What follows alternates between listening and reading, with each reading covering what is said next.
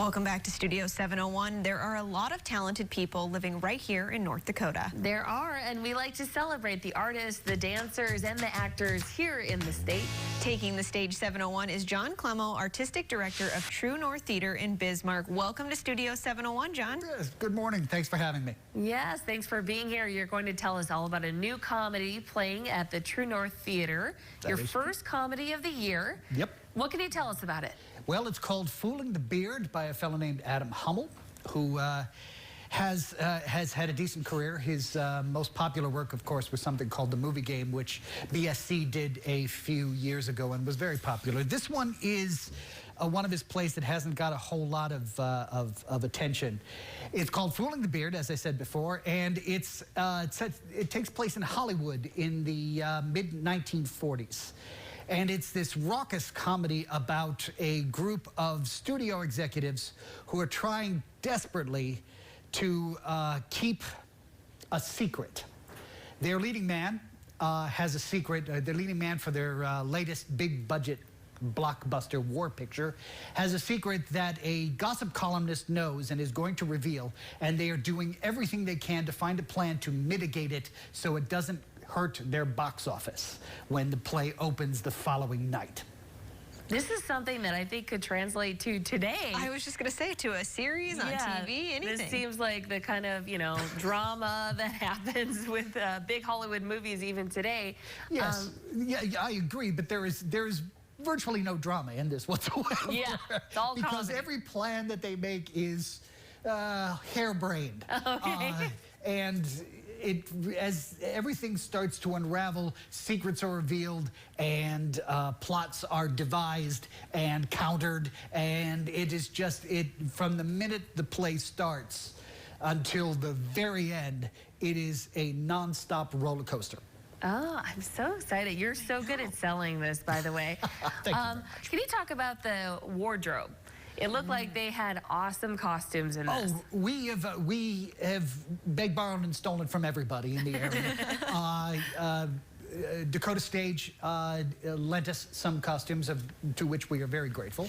And Dickinson State also provided some of the costumes there.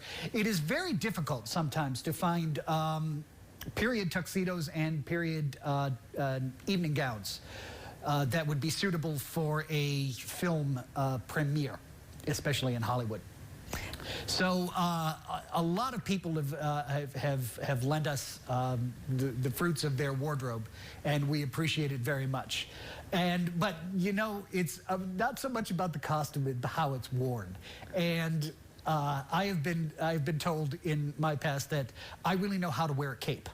But these actors, you put them in these costumes and their whole physicality sort of changed.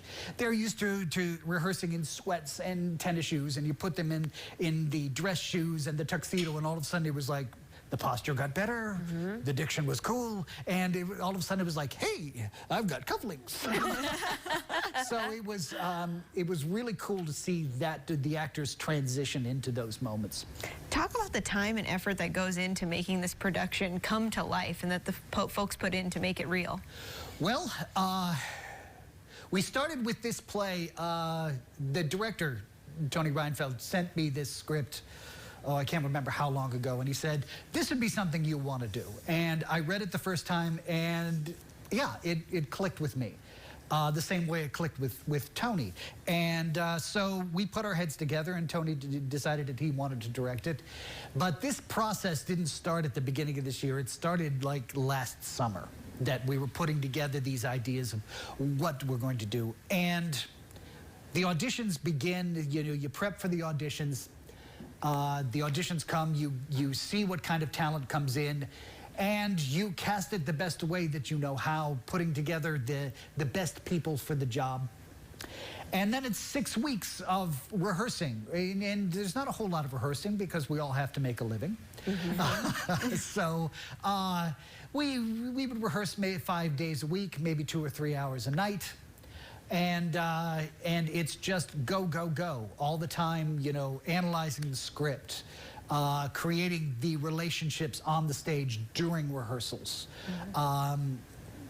and making sure that everybody's comfortable and they aren't talking faster than they're thinking, and they're not anticipating things, and they're listening.